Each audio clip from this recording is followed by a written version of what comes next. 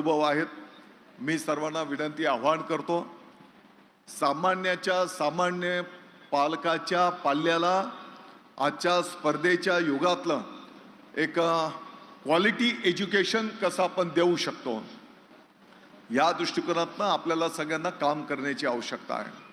आपण पाहतो की ज्या पालकांची आर्थिक परिस्थिती बरी आहे, असे पालक त्या पाल्यांना त्यांना अपेक्षित असलेल्या शाळेमध्ये, कॉलेजेसमध्ये त्या ठिकाणी मग वेळ प्रसंगी त्याचं फी असेल, त्याचं डोनेशन असेल, ते देऊन त्या ठिकाणी प्रवेश देतात.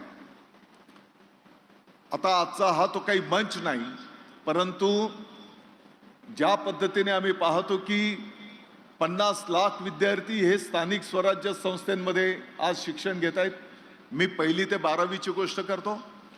साधारणपणे 1,10,000च्या आसपास विद्यार्थी त्या ठिकाणी एडेड शाळेमध्ये शिक्षण घेत आहेत आणि साधारणपणे 50 लाखाच्या आसपास विद्यार्थी हे इतर माध्यमांच्या शाळेमध्ये त्या ठिकाणी शिक्षण घेत आहेत.